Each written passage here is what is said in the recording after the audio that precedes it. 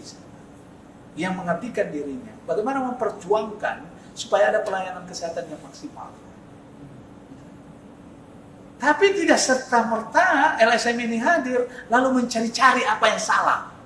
Nah, itu persoalan, Pak. Apa yang bisa dilakukan Yamakindo di sana? Kira-kira apa kalau menurut? Nah, kita sebagai yayasan, karena Yayasan Yamakindo, karena kita ini kan lembaga swasta yang memang punya kepedulian, ingin membantu masyarakat dan juga membantu sebagian pekerjaan pemerintah dalam mendorong kesadaran kesehatan bagi masyarakat. Nah, kita memulai dengan melakukan pendataan.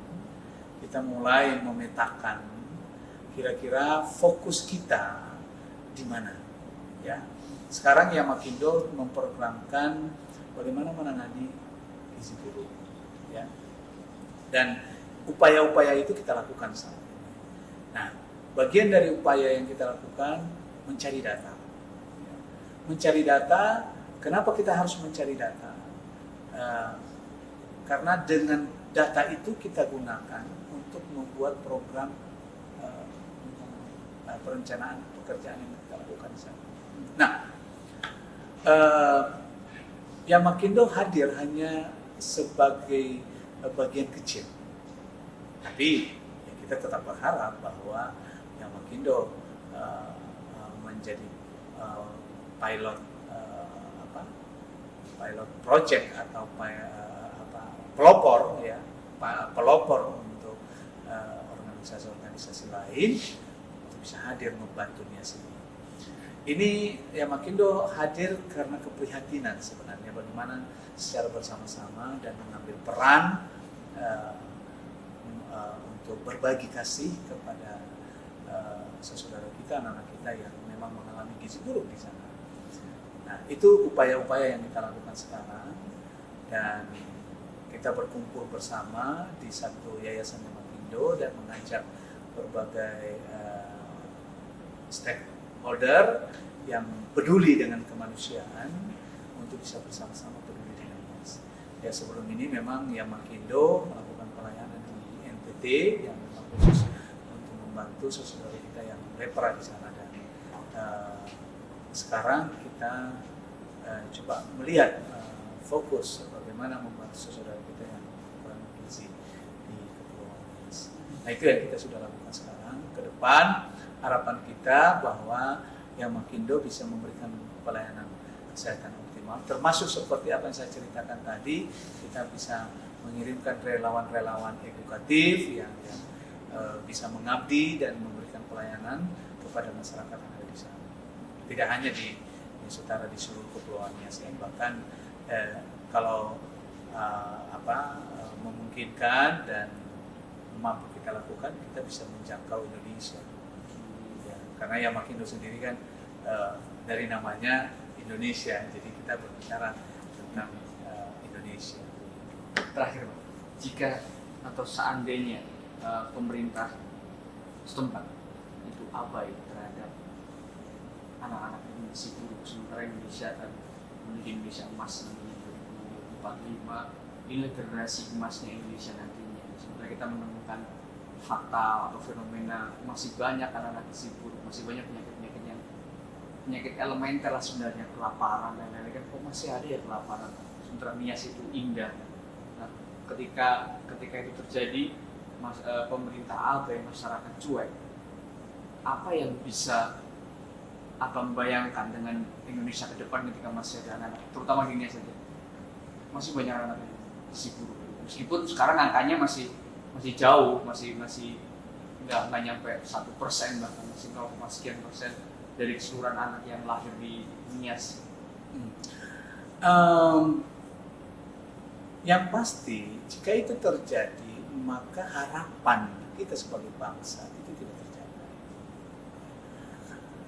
Pelayanan itu harus difokuskan oleh pemerintah pusat dan pemerintah daerah. Dari kementerian harus benar-benar Menteri Kesehatan harus benar-benar memetakan ya kepentingan pelayanan kesehatan di Nias. Di Nias saat ini ada rumah sakit besar, satu rumah sakit Gunung Sitoli, yang semua rujukan ada di sana. Nah, untuk melayani Gunung Sitoli saja itu kan kurang, ya. Apalagi melayani kabupaten lagi. Lebih lagi bagaimana melayani desa-desa.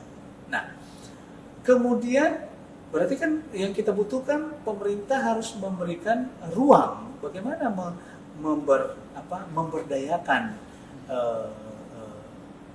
pelayanan kesehatan dengan kategori rumah sakit di berbagai kabupaten.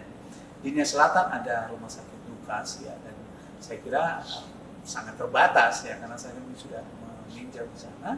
Lalu kemudian ada rumah sakit yang sedang dibangun di Nia Utara, dan itu masih tahapan awal sekali dan itu belum apa-apa.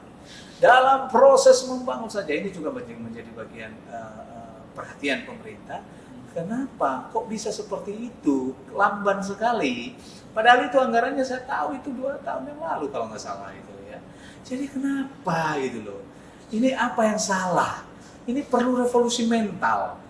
Bukan hanya revolusi mental di struktur pemerintahan, tapi juga revolusi mental kepada masyarakat yang memiliki andil, ya, yang punya indikasi-indikasi kepentingan begitu. Nah, kenapa saya katakan seperti ini bahwa penting pelayanan pusat pelayanan itu dalam bentuk rumah sakit. Nah, swasta bisa berperan dengan baik bila ada fasilitas yang ada di sana. Kecuali misalnya ada swasta, masyarakat pada umumnya mau membangun investasi, membangun rumah sakit di sana. Tapi kan ini masih jauh lah dari pemikiran kita karena semuanya kan harus dilihat dari berbagai faktor. Kalau sekarang saya kasih contoh, misalnya saya ya, sebagai anggota DPR dari Dapil Banten 3 yang juga membutuhkan pelayanan kesehatan. Kita ikut serta untuk membantu masyarakat memberikan pelayanan kesehatan lewat apa? Rumah sakit tidak sanggup mengangkut masyarakat yang sakit datang dari rumah ke rumah sakit. Kita ambil peran di situ. Tapi bagaimana saya bisa mengantar, bisa membantu masyarakat yang sakit dari rumahnya kalau tidak ada rumah sakitnya? Itu loh maksud saya. Clear ya? Nah, tapi kalau ada tempatnya yang kita tuju, kita bisa mengambil peran. Kenapa masyarakat tidak bisa mengambil peran sekarang ini? Karena semua serba terbatas. Apalagi di Utara, Pak, dia mau bawa kemana? Lalu ada puskesmas. Ya kan, pasti persoalannya kalau dibicarakan ini dengan pemerintah. Kan kita sudah siapkan pembangunan puskesmas, Pak. Kan ada puskesmas. Ketika dibawa ke puskesmas, nggak ada orangnya, Pak. Dokternya ada di mana? Perawatnya nggak ada. Dirujuk lagi, Pak. Iya, kalau ada tempat itu, pertolongan pertamanya keburu mati semua. Apa yang terjadi? Maka sumber daya manusia Nias, anak-anak Nias yang ada di desa-desa itu yang tidak terjangkau, itu menjadi bom waktu buat kita. Hancurnya generasi. Ya kan? Terciptanya generasi yang sangat terbatas. Terbatasnya di mana? Hanya terbatas di lingkungan kota yang sudah ada. Ya kan? Sementara anak-anak yang dari kota ini dia tidak betah juga di Nias. Dia keluar, Pak. Dia ingin mencari yang lebih dibanding yang ada di Nias sekarang. Maka yang terjadi karena pemerintah tidak bisa menciptakan lapangan kerja dan tidak memiliki program yang memberikan daya tarik kepada anak-anak muda kita untuk melakukan, untuk menghidupkan, untuk memunculkan ekonomi masyarakat ini, yang terjadi apa? Ekonomi itu tidak bisa tumbuh dengan baik. Artinya peran pemerintah itu sangat strategis. Ya. Sebenarnya kalau kita bicara sistem pemerintahan ya sudah cukup banyak sekali. Bagaimana peran pemerintah? Ya, buat percontohan. Tampung seluruh, berikan regulasi. Regulasinya yang menampung hasil-hasil tani masyarakat. Lalu jadikan Anda melalui BUMD.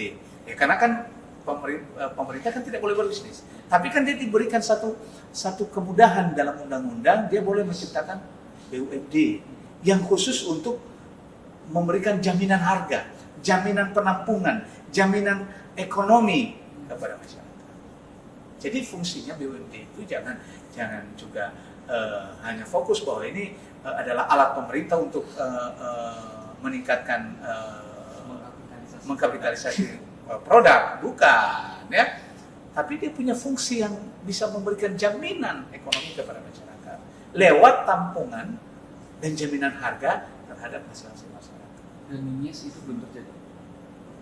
Ada BUMD-nya tapi itu tidak terjadi. Itu yang kita, artinya apa? Pemerintah harus mereformasi diri, mereformasi program, mereformasi pola kerja, dan menghadir di tengah-tengah masyarakat. Ya. Tidak hanya duduk di belakang meja. Nah, revolusi mental itu harus dilakukan dari pemerintah, strukturnya, masyarakat yang menjadi pengawas, yang LSM yang hadir, juga revolusi mental, sama-sama menyadari diri. Tidak ada yang mampu membangun daerah kita kalau bukan kita sendiri. Ya kan? Tidak ada.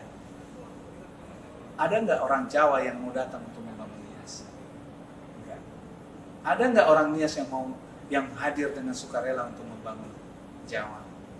Kalau bukan karena ada kepentingan, tidak. Tapi ada nggak orang Jawa datang ke Nias kalau dia punya kepentingan di sana? Pasti ada. Oleh karena itu ciptakan kepentingan itu. Lewat apa? Lewat kekuatan pemerintah.